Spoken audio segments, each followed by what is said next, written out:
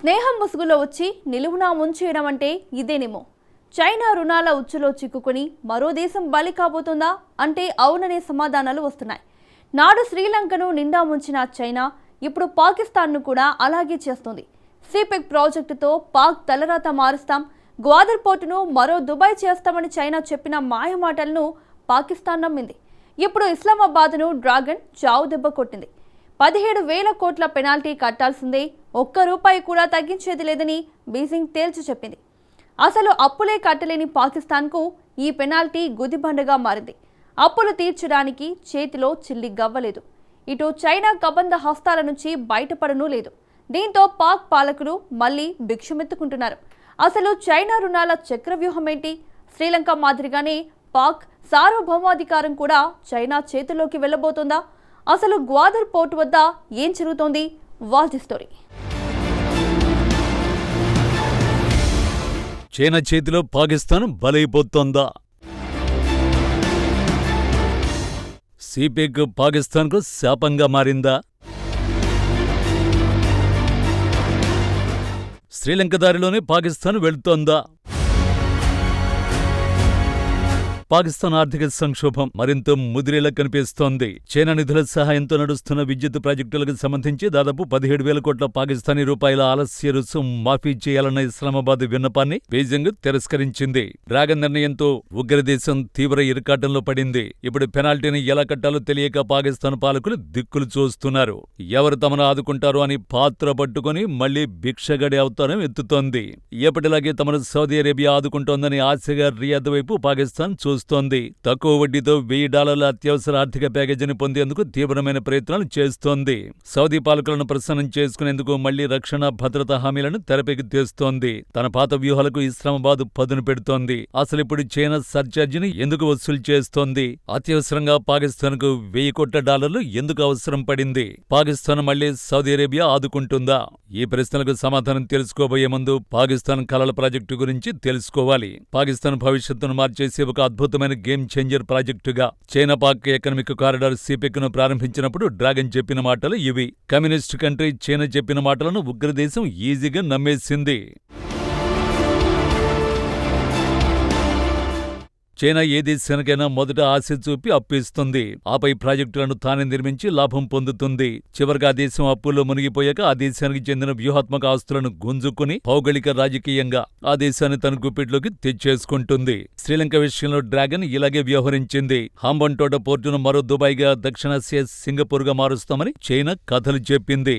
ఆ కథలు అప్పట్లో శ్రీలంక పాలకులకు బాగా నచ్చాయి. సీన్ కట్ చేస్తే హంబన్టోట పోర్టును దేకేందుకు ఒక్క నౌక కూడా రావడం లేదు. హంబన్టోట పోర్టు నిర్మాణానికి సుమారు $100 కోట్ల చైనా వెచ్చించింది. ఇది శ్రీలంక తాహతుకు మించిన రుణం. ఈ రుణం చెల్లించలేక కొలంబో చేతులెత్తేసింది. ఫలితంగా పోర్టు చుట్టూ ఉన్న 15,000 ఎకరాల భూములను చైనా సొంతం చేసుకుంది. హంబన్టోట పోర్టును 99 ఏళ్ల లీజుకు తీసుకుంది. సముద్ర వాణిజ్య స్వర్గంగా మారుతుందనుకున్న ఈ పోర్టు కాస్త శ్రీలంక సార్వభౌమాధికారానికే ముప్పుగా పరిణమించింది. చైనా రుణాల ఉచ్చు ఎలా ఉంటుందో తెలుసుకునేందుకు శ్రీలంక ప్రత్యక్ష ఉదాహరణ. డ్రాగన్ రుణాలు ఎంత భారంగా, ఎంతో ఘోరంగా ఉంటాయో ప్రపంచానికి శ్రీలంక చాటి చెప్పింది. 2022లో శ్రీలంక ప్రజలు తిరుగుబాటు చేశారు. ఆ తర్వాత లంక పాలకులు భారత్, అంతర్జాతీయ ద్రవ్యనిధి సంస్థ సహకారంతో పరిస్థితి నుంచి దేశాన్ని గట్టెక్కించారు. చైనా నుంచి మున్ముందు రుణాలు తీసుకోరాదని ఆ ప్రభుత్వం నిర్ణయించింది. చైనా ఉచ్చు నుంచి క్రమంగా శ్రీలంక బయటపడుతోంది. శ్రీలంక ఘోరమైన ఆర్థిక సంక్షోభాన్ని పాకిస్తాన్ పాలకులు కళ్లారా చూశారు. కానీ చైనా ట్రాప్ నుంచి మాత్రం బయటకు రాలేకపోతున్నారు. డ్రాగన్ తో జట్టు కట్టి సిపెక్ ప్రాజెక్టును పాకిస్తాన్ ప్రారంభించింది. ఇక పాకిస్తాన్ సంపన్న దేశంగా మారుతుందని ఇస్లామాబాద్ పాలకులు కలలు కన్నారు. కానీ అదే ఇప్పుడు పాకిస్తాన్ పాలిట రుణపాస్యంగా మారింది. సిపెక్ ప్రాజెక్టుపై $6,500 కోట్ల చైనా వెచ్చించింది. ఇందులో కేవలం $2,590 కోట్ల విలువైన ప్రాజెక్టులు మాత్రమే పూర్తయ్యాయి. సిపెక్లో అత్యంత ముఖ్యమైనది గ్వాదర్ పోర్ట్. ఈ పోర్టు విషయంలో కూడా శ్రీలంకకు చెప్పిన కథనే చైనా రిపీట్ చేసింది. ఆ కథ విని పాకిస్తాన్ పాలకులు ఆహా ఓహో అని పొంగిపోయారు. ఒక రకంగా పాకిస్తాన్ కు గ్వాదర్ పోర్టు గురించి చైనా 6 చేతులు త్రిశంకు స్వర్గాన్ని చూపించింది. కానీ ఇప్పుడు గ్వాదర్ పోర్టు మాత్రం నిర్మానుష్యంగా మారింది. పాకిస్తాన్ అనుకున్నట్టుగా, చైనా ఊహించినట్టుగా గ్వాదర్ పోర్టులో వాణిజ్యం జరగడం లేదు. ఒక రకంగా చెప్పాలంటే ఇది చైనా నౌకలకు ఆశ్రయంగా మారింది. చైనా మినహా ఏ దేశం దేశానికి చెందిన నౌకలు అక్కడికి రావడం లేదు.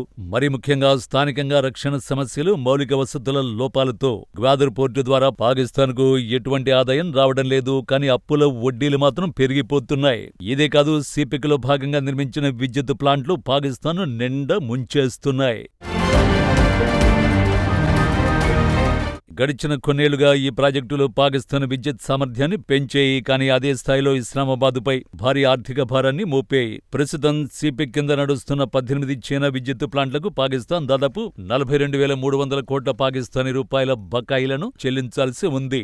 దేశంలో విద్యుత్ రంగానికి సంబంధించిన అప్పులు నానాటికి పెరుగుతున్నాయి. ఇప్పుడిప్పుడే చైనా దారుణ రుణాల నిబంధనలు పాకిస్తాన్కు తెలిసొస్తున్నాయి. అందుకే కాంట్రాక్టు నిబంధనల్ని సవరించాలని చైనా ఎదుట మోకరిల్లి వేడుకుంటోంది.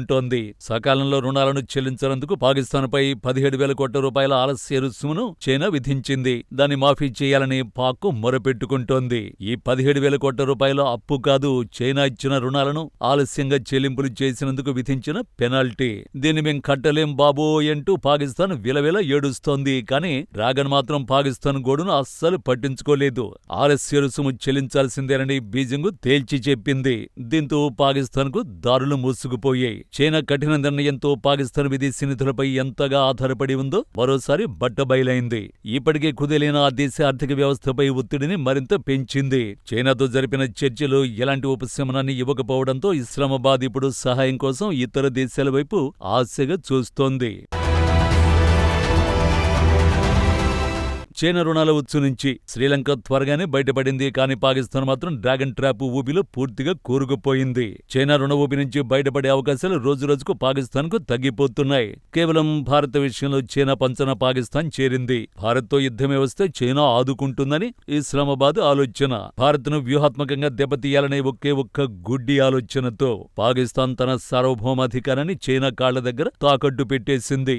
సైనిక రక్షణ రంగాల్లో చైనా సహాయం కోసం ఆశపడి దేశ ఆర్థిక వ్యవస్థను డ్రాగన్ కు బానిసగా మార్చేసింది. శ్రీలంకకు భారత్ రూపంలో ఒక నమ్మకమైన పొరుగు దేశం ఉంది. కాబట్టి సంక్షోభం రాగానే $400 కోట్ల తక్షణ సహాయంతో భారత్ శ్రీలంకను ఆదుకుంది. కానీ పాకిస్తాన్ కు ఆ పరిస్థితి లేదు. ఉగ్రవాదాన్ని పెంచి పోషిస్తూ పొరుగు దేశాలతో నిత్యం వైరం పెట్టుకునే పాకిస్తాన్ భారత్ ఎలాగూ నమ్మదు. అటు చైనా ఏమో అప్పుల పేరుతో రక్తాన్ని పిండుతోంది. దీంతో పాకిస్తాన్ అటు భారత్తో స్నేహం చేయలేక, ఇటు చైనా కబంధ హస్తాల నుంచి బయటపడలేక రెండు వైపులా నలిగిపోతోంది. పాకిస్తాన్ ఈ రుణ సంక్షోభం నుంచి తాత్కాలికంగా బయటపడేందుకు ఇప్పుడు రియాద్ వైపు దీనంగా చేతులు చాస్తోంది. సౌదీ అరేబియా $1,000 కోట్ల అత్యవసర నిధులు ఇస్తే చైనాకు 17,000 కోట్ల రూపాయల పెనాల్టీని తీర్చాలని ప్లాన్ చేస్తోంది. కానీ ఇక్కడే అసలు ట్విస్ట్ ఉంది.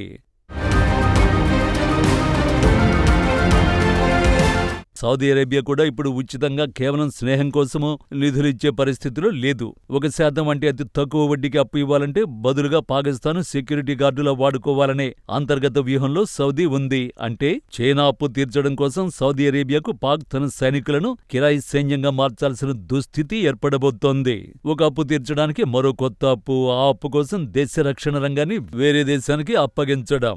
ఇదే పాకిస్తాన్ సాధించిన స్వయం సమృద్ధి. నిపుణుల హెచ్చరికల ప్రకారం పాకిస్తాన్ పాలకులు చేస్తున్న ఈ తప్పులకు చివరకు బలైపోతోంది అక్కడి సామాన్య ప్రజలే. విద్యుత్ ప్లాంట్ల సంక్షోభం ఇలాగే కొనసాగితే రాబోయే రోజుల్లో పాకిస్తాన్లో కరెంటు బిల్లులు ఆకాశాన్ని తాగడం ఖాయం. అప్పటికే ద్రవ్యోల్బణంతో అల్లాడిపోతున్న పాక్ ప్రజలపై $1,000 కోట్ల అదనపు భారం పడబోతోంది. వ్యాపారాలు మూతపడి పరిశ్రమలు దివాళా తీసి దేశం మరింత అంధకారంలోకి వెళ్లే ప్రమాదం స్పష్టంగా కనిపిస్తోంది. చైనా విషయంలో మిత్రద్రోహం ఎలా ఉంటుందో పాకిస్తాన్కు ఇప్పుడు బాగా అర్థమవుతోంది. స్నేహ ముసుగులో వచ్చి దేశాన్ని నిలువున ముంచేసిన చైనాను చూసి ఇస్లామాబాద్ పాలకులు ఇప్పుడు లోపల ఏడుస్తున్నారే తప్ప బయటపడే ఛాన్స్ లేక గిలగిల కొట్టుకుంటున్నారు. ఒకప్పుడు ఆసియాలోనే అత్యంత వేగంగా అభివృద్ధి చెందుతున్న దేశంగా పాకిస్తాన్ పేరుగాంచింది.